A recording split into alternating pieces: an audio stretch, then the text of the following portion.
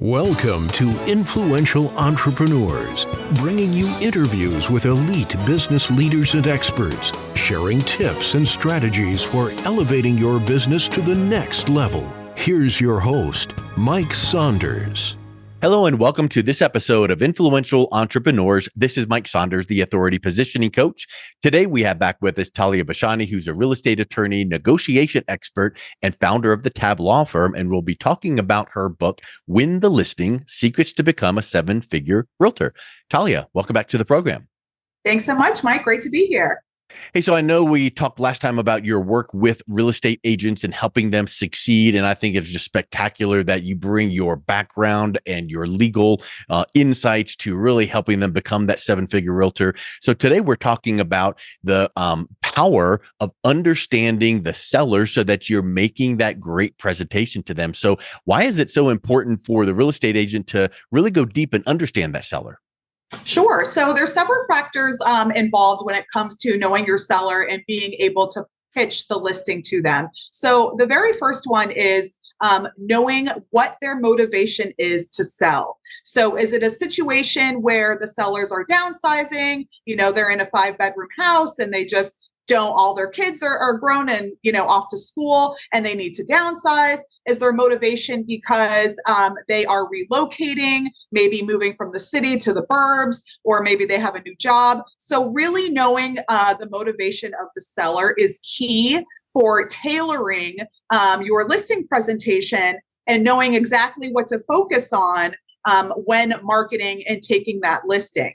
It's also going to affect the timeline, which is really important. So you know how fast you have to move relative to, preparing the market, preparing the property to go live on the market, how much time you really have to get it sold, the proper price points, things of that nature.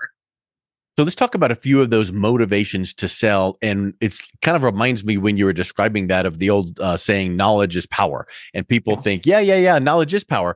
Well, if you think about it, knowledge is not power. Knowledge is potential power. You have to do something with it. So if you know that one of the motivations is, let's just say, relocation for a new job, what then do you do with that? What does that allow you then to do in customizing that presentation to the seller?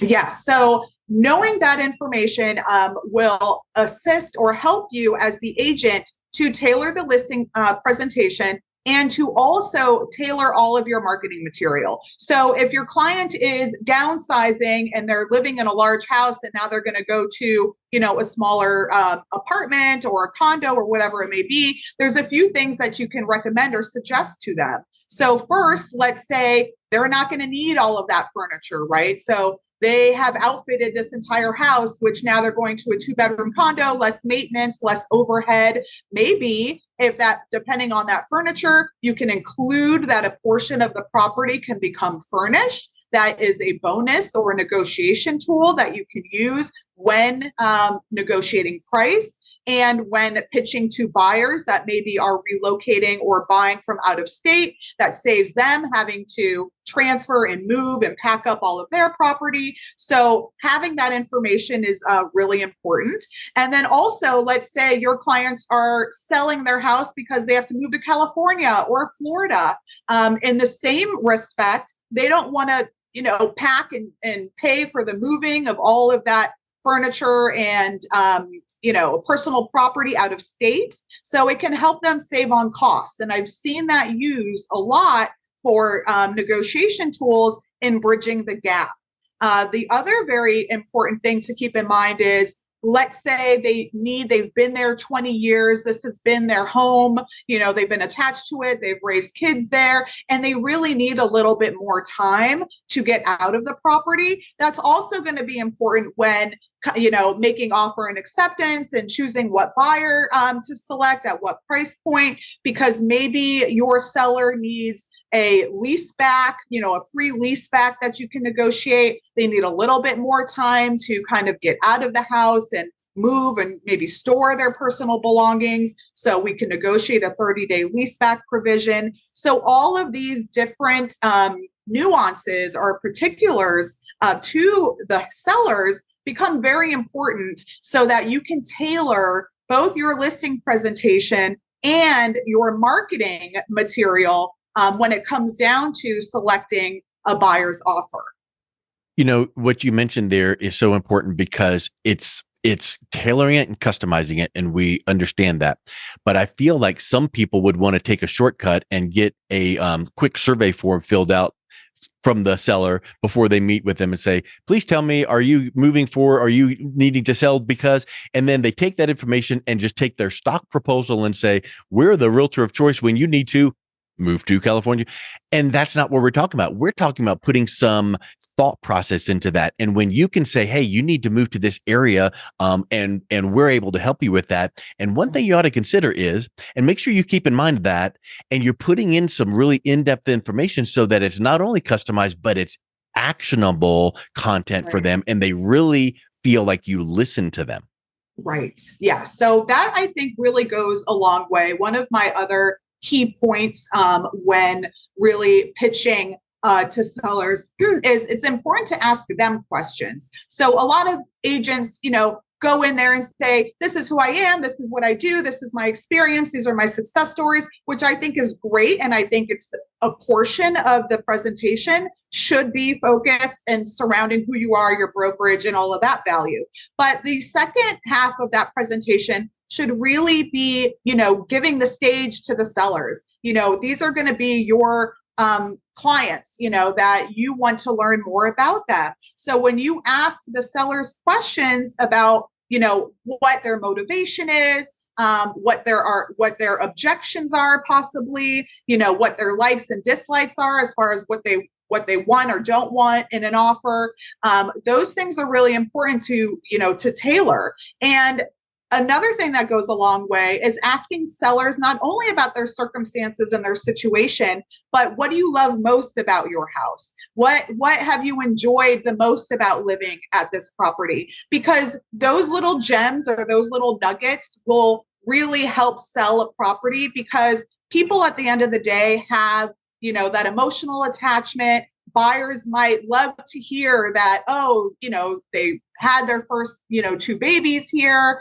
and any joyous occasions that they could share. And then also, that's about them and the sellers and what makes their home special. But also what's really important is, well, what have you done to the property? A lot of owners and sellers have put a lot of blood, sweat, and tears into their property. Maybe they built the whole backyard out with landscaping and outdoor patio and, went all out with the outdoor space, or maybe they built a pool or finished the basement. So all of this like work and effort and time that they put into it also goes a long way. And that can be used as a premium or a bonus selling point when marketing the property. So I think it's really important for realtors to get to know their clients, asking them these questions, like giving them, the floor, and really letting them,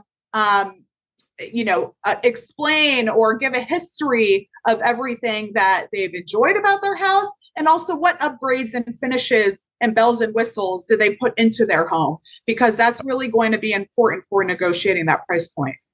Asking questions, we can probably do a 4-day seminar on just that alone. So key. One thing you brought up I want to amplify is not only asking the factual questions that you need to know those things, but you mentioned asking questions that elicit emotional responses.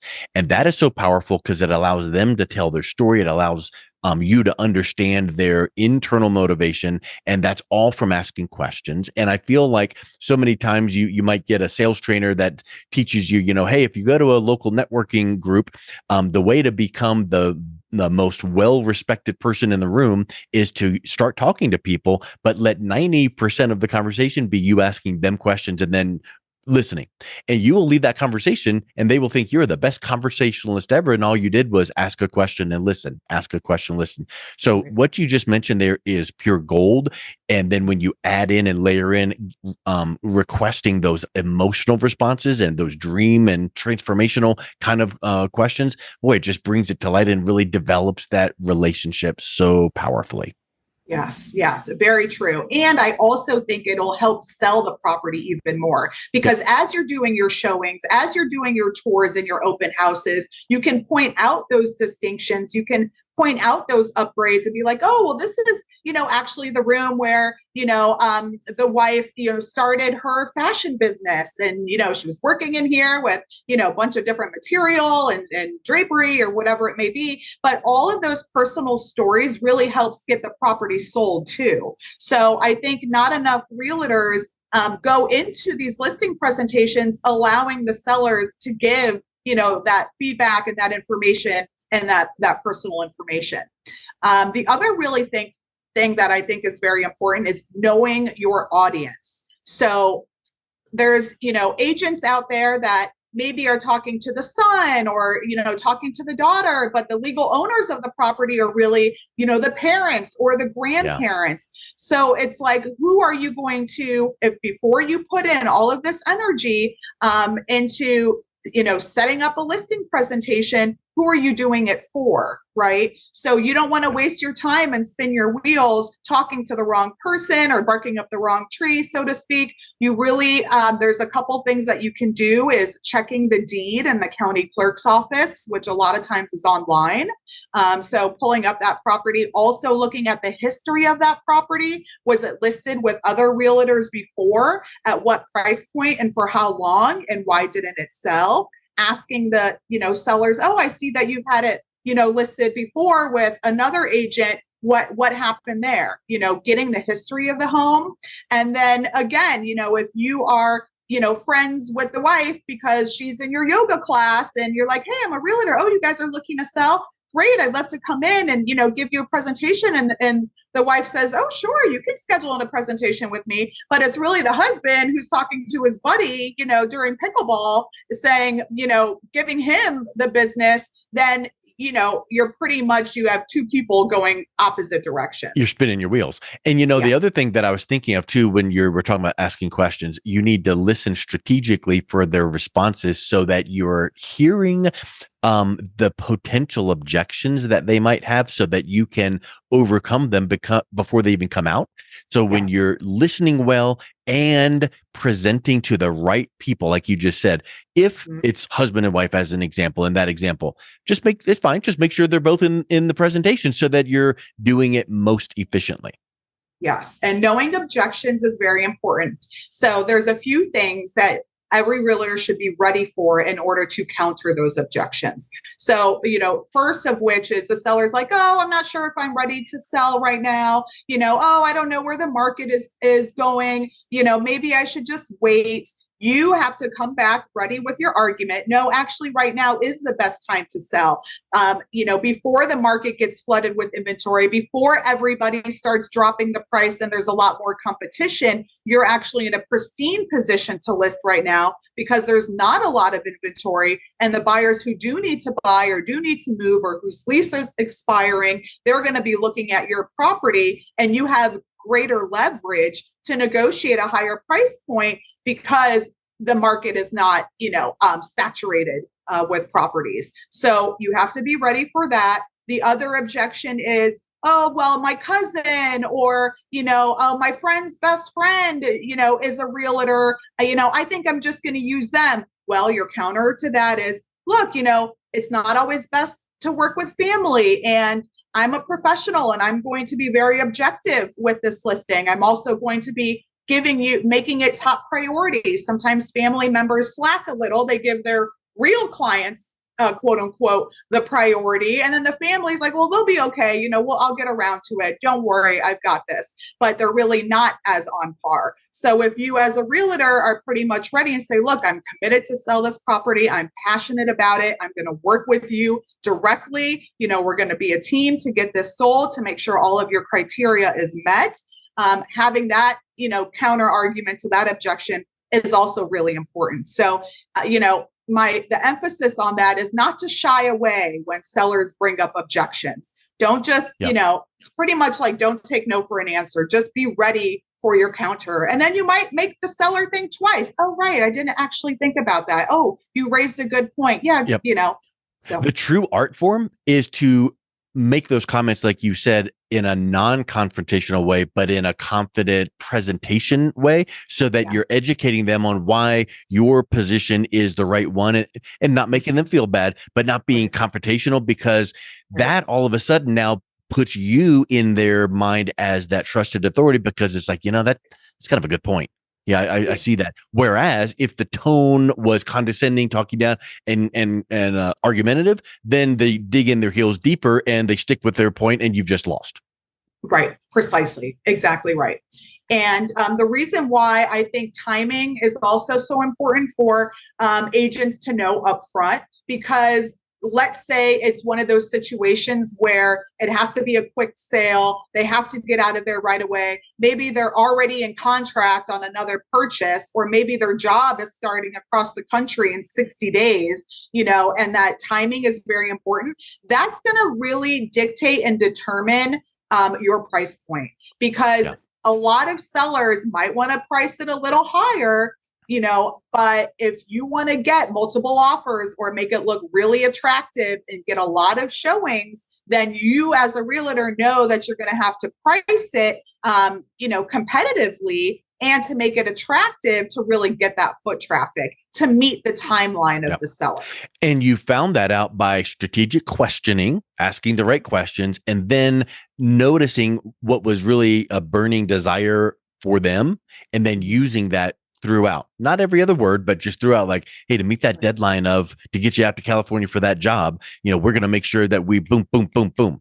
And I think that right there just reiterates and it just assimilates in their mind that you're listening. And that is an important piece. I'm really worried about that. I need to get out there. I need to get it done. So it's that confidence. So talk a little bit about now when you start bringing up these points to educate, and yes, they trust you because of what they've seen so far.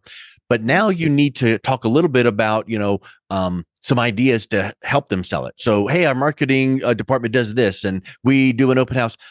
I want, yes, the normal things that you want to communicate, but I want to ask the question about how do you convey all of those great points and deliverables without making them feel confused and overwhelmed? Yeah. So I think, the one thing that you really want to be clear about is that you're here to get the job done. You're here to make this as smooth and less stressful for them, because obviously anybody who has to move and get out of their home and relocate, it becomes stressful. It's also a lot for them to kind of take on, having to pack up their whole home. So you let them know that you have your team in place, and it's going to be a very smooth process. If you need fixer-uppers, like, I think it's always great for a realtor to say, look, I'm a one-stop shop. You really don't have to look any further. I have the photographers lined up. I have the videographers lined up. I have contractors. I have stagers if we need it. I can prepare artist renderings, for some of those properties that need a before and after, if it's outdated or an estate sale or whatever it may be. So you really have to convey to the seller that they don't have to look anywhere else. They don't have to go anywhere else. There's sometimes situations where maybe there's water stains or eyesores in the property that's not going to show very well. And you don't want to put it on the seller like, hey, you're going to have to bring somebody in there to take care of, plastering that wall and, doing a little paint touch-ups here and there, because it's not going to show very well. No, instead you say, look, I'm going to take care of it for you. I'm going to bring in my contractor.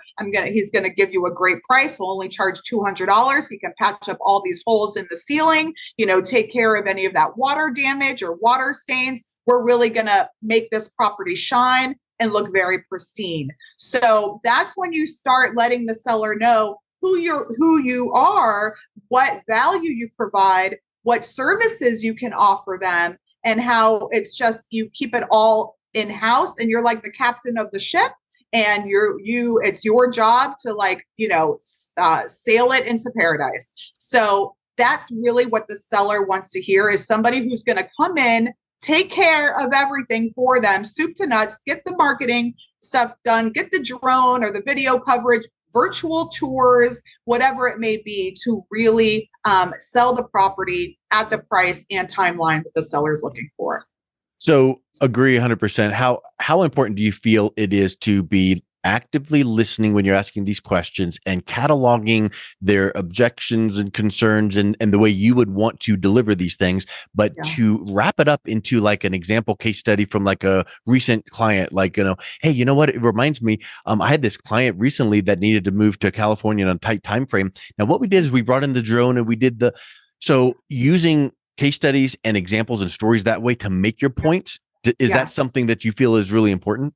Yes, that definitely goes a long way. It also shows that you have experience in similar situations. So when you bring up those, stories of what you've done and other clients and other properties that you've sold through the same type of success model, then yes, it does give that seller the reassurance. Now, for the newer agents that maybe don't have those stories to share or can't provide their history, they can just say, look, this is what I am already prepared to do for you, and I'm happy to take care of this, and my team is ready to go, and I have everything scheduled, and we'll coordinate it with you so that you can appeal to both, the agents who maybe are just starting out with winning exclusive listings versus those who are more experienced, but you can still capture that audience and win that listing through the same tactics. 100%. You can even reference the fuller team of people in your office to say, one of my colleagues just closed a recent transaction just like that, where we came in or they came in and our team came in, and you can kind of use that concept to explain what your group, whatever company that you work for, because there might be some people on your team that are experts in an aspect of the transaction that the seller would need, that you could say, look, that is not my cup of tea, but let me tell you what, my colleague is a 10-year veteran in this specific area. What we're going to do is bring them in to make sure that, and then that makes you appear even bigger than you are because you're drawing on the expertise of the people surrounding you. Exactly. And I think what also might go a long way for, let's say those agents that do have some success stories is that in their listing presentation, they can have video testimonials of those past clients or of those past sellers that they have done a wonderful job for. So now it's like, don't take it right from me. You don't have to hear it from me. Here are clients that I've actually closed that were very satisfied and very happy. And, we got it done for them, and we could do the same for you. That really sets the bar. It really does set the bar. And I think that the more business you do, and if you can take the one extra little aspect of cataloging those, number one, getting the reviews, written, video, but cataloging them as far as what some of those main points were. So as an example, if this review came in and you asked them to talk about the fact that they needed to move to California on a short time frame, and then in that review, you now know that this is the Johnsons who needed to move to California in a short time frame. And then when you talk to that next seller that have the same type of scenario, maybe not California, but then you're showing that review, written or video, and that really resonates with them because it's like, they're just like me and they chose you. Exactly, precisely. So that really goes a long way, and I've seen that utilized. It really works very well, for winning those listings. Now, it's also really important that if you're going to take on a listing and it's going to be a condo building, not just a house, let's say, that it's important that you actually research the building, know the amenities, know what the laundry situation is, or if they have a rooftop deck, or maybe they have a children's playroom there, or, the fitness center, things like that, because that is really also going to help sell the property. It's also going to show the seller that you're pitching, that you've already done your research on the building as a whole, and you want to know the rules and regulations of that building, right? Because in order to properly market and bring in buyers, you want to know, okay, does this a building allow unlimited leasing and subletting? What are the regulations there? What's their pet policy? Can I accept, is it okay if a buyer has, 2 dogs, things like that? So when you're also going after a seller who's selling a condo building or a co-op building, knowing those building rules, also knowing those amenities in the building is going to help you tailor your presentation and also show your seller, look, I know this building, I've done my research, I know exactly the type of buyer that we're going to go after. If it's not a building that allows unlimited subletting or leasing, then you're not going to go after an investor. You're going to go after a Yep. primary residence It buyer. ties to your expertise in the mind of that seller, so they realize that you do know your stuff. You've done it Right. in the past. You've got testimonials. You know all of the responses to guide their decisions based on the questions you've asked, and even overcome objections before they came up. In that seller's mind, they might be thinking one thing, and you just kind of mentioned it casually, like, a lot of my clients have this concern, and what we do is, and maybe subconsciously they're thinking, oh yeah, I was having that same thing, but that makes sense. So I think all of those things you're bringing up are so vital to knowing your seller to be able to win that listing. Taliya, it's been so great just to talk through these and really stay dialed in on that. What's the best way that someone listening to this could go ahead and reach out and connect with you and learn more? Sure. To connect with me directly, you can go to my 360 site, which is tali360.com. That's TALI360.com. And there you can message me. You can download my contact info. You can see my other YouTube videos. And I look forward to connecting with you. Thank you, Taliya. Appreciate you coming on the show today. Thank you for having me, Mike. You've been listening to Influential Entrepreneurs with Mike Saunders. To learn more about the resources mentioned on today's show or listen to past episodes, visit www.influentialentrepreneursradio.com.